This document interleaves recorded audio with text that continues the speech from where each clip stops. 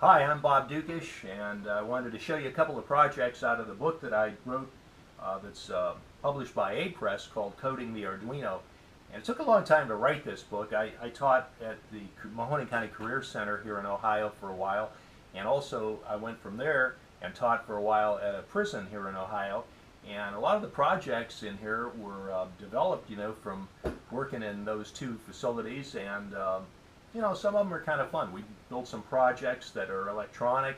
Also use the serial monitor. The serial monitor is pretty nice to use for troubleshooting, but also it's a lot of fun to interact with the program. And what it'll do is, as you type, it'll print the words out on the screen. And you could also use a display if you wanted to use the Hitachi style displays and have kind of a standalone sort of video game. You could do that too. The book starts off with a lot of basics. The first chapter, actually the first two chapters, maybe three, are pretty basic. But if you are new to electronics, I really suggest that you read them. Even if you have been around for a while, it wouldn't hurt to brush up on some of the things that are in chapters 1, 2, and a little bit of 3 also. Talks about how the electronics works and also some safety precautions and some of the devices that we'll be using throughout the book. The first project I wanted to show you, a real easy, simple, quick project, a lot of lights. We use a lot of lights at the beginning chapters, and then it progresses from there and gets a little bit more complex, and like I said, ends up with a lot of games of chance because the rules are steadfast and it's a lot of fun. And you could also throw a couple lines in there to kind of cheat a little bit, which is fun to do too. But a lot of lights to start off with. And what this project does, it's a real basic, simple thing. It has a photo resistor. So what this does is it changes its resistance with reference to how much light is hitting it. And it's called a cadmium sulfide cell or photoresistor. And what that does is it goes to another part that's a transistor. And the transistor, which everybody's heard, is a pretty common device. This is a fairly common one, an NPN. It's called a 3904 part number. And the center of this thing is the control element called a base.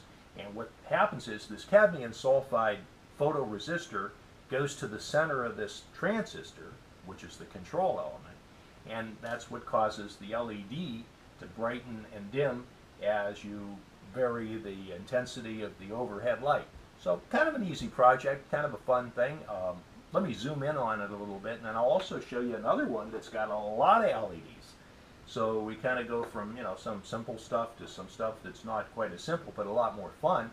This simulates a dice game, and it has two sections, and what the two sections are simulating the two dice, and it's got the LEDs on there that simulate the dots, and they'll light up. And what happens is that there's two transistors, one for each side, and it'll do what's called multiplex. So it'll light one side up, and then it'll light the other side up and back and forth. And the reason for that, it goes so fast you can't see it actually flip-flopping like that. But the reason is that you lessen your amount of data lines, so you don't have to have as many wires, and you also lower the power a little bit. So we'll zoom in on these things and show you how they work a little bit better. All right, well, we're pretty well zoomed in over here. These are the components. Again, you could get a little better look at them. There's the photoresistor, and as you can see, that's the one up here at the top. And this is our transistor with the 3 leads, with the middle one connected to the photoresistor, so it's going to control the intensity of the LED. So as I shield the light from hitting that photoresistor, you see how the LED, probably a little hard to see it. I use big resistors usually to limit a lot of current. You could make it brighter if you want, but you can see as I shield the light, the LED lights up. All right, so that's our kind of a simple project. Then we go from that project to a whole bunch of LEDs, and we have a dice game. And this is a full-fledged dice game. This has 2 sets of dice, the 2 transistors now, so we're going to multiplex between the 2 of them so we don't have to have as many wires, because you can see there's a lot of wires right now. I don't want to have any extra ones if I don't need them. So let me hook up the power and the ground over here. Make sure I'm doing this right. Let me go kind of slow. And usually we like to have the ground at the bottom and the power, the hot, at the top. All right, so nothing's going to happen until I go ahead and trigger it. So instead of a switch, I'm kind of a cheapskate. I like to use just a wire, and in the code, I'll say pull up. And what that means is that it's normally a high unless I activate it by going low. So what I'm going to do is I'm going to take the wire and tap it to the shield over here, which is low, that's ground, and that'll start the game. So let me kind of put it a little bit toward you, fix the LEDs up a little bit, and I'm going to go ahead and press the trigger here. So there we go. So you can see we have a 6, 7, 8, we have an 8, and the way dice works, we didn't win, we didn't lose. We have an 8, we have to try to get an 8 again. So I push again, and I have a 5. No luck, I'm looking for 8. If I get a 7, I bust, I lose the game. All right, so I'm looking for an 8, come on 8, come on 8. We have 4, 5, 6, 7. 4, 5, 6, 7, I just lost the game. Oh, I hate when that happens. All right, well anyway, so that's dice with LEDs.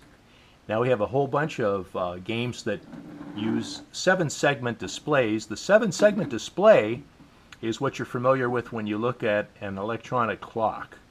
All right, so the 7-segment display is going to light up with a number 0 through the max that it could have would be 9.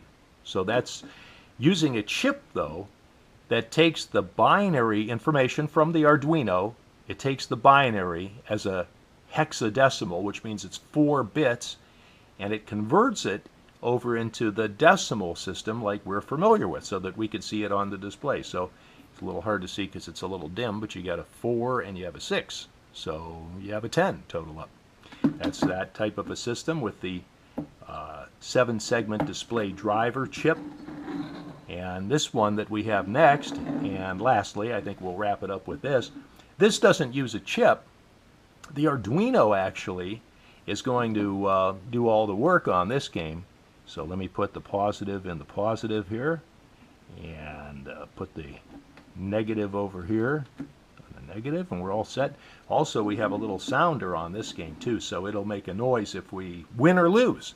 If we win, it'll give us a nice noise. If we lose, it'll give us a little bit of an unpleasant noise. And again, we're going to trigger it. So for the trigger, I have a wire up here. I save money from buying switches. I'm going to just use a wire push to ground with a code calling for a pull-up, and when it gets that ground, it knows to go ahead and activate. So let me kind of hold up those 7 segments for you. And see what this does too is kind of cool. So we have a 6 and a 4. We have a 10. What's kind of cool is notice how in the code, we coded it to go around and around a little bit to make it a little bit interesting. It's kind of a monotonous code, but it's kind of cool. 4, 5, 6, 7. You know what that is? I just lost again. On that note, I've had enough.